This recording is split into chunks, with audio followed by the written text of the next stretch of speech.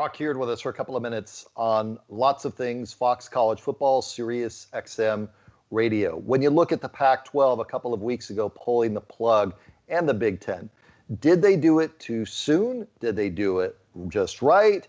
What was your reaction initially? Were you surprised? Fill me in on everything the Pac-12 and Big Ten did.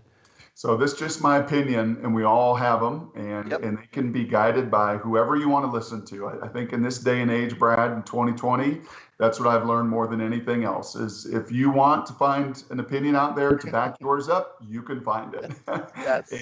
It used to be that way when I worked in real estate. You know, my old boss, who's now passed, said to me, figures don't lie, liars figure. And you can move those numbers around on a real estate pro forma, and you can plan it out, and you can map it out, and you can plug these numbers in to make any story you want work. So if you want to find, as the Big Ten and the Pac-12, find medical personnel and scientists and doctors to tell you should not play, there's too much risk, you're going to find them. If you are at Duke or LSU and you put together your medical advisory board and you want doctors and scientists and epidemiologists and immunologists and everybody else to tell you you can go for it and you can mitigate this risk, as all the pro leagues have, then you can find that panel. So I think this was what those chancellors and presidents, I was not surprised at all by the Pac-12.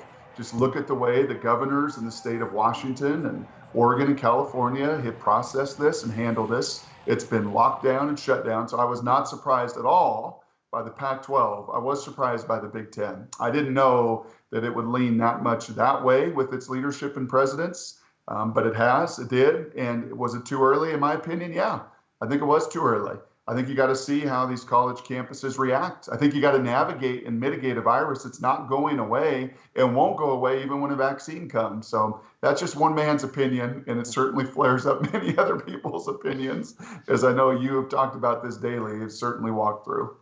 What type of impact will this have on the Pac-12 from a football recruiting, purely that area standpoint moving forward? I think it'll be devastating if the SEC plays.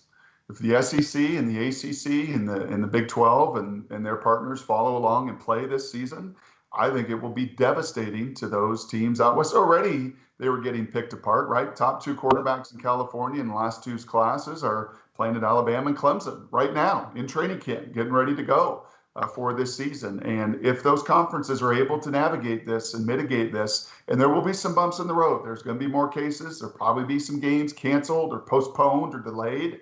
But if they go through this, the SEC slogan is "it just means more." It does. It does. Compared to the Pac-12, it just means more down there. And now they'll be able to recruit that much more to that brand and to that motto.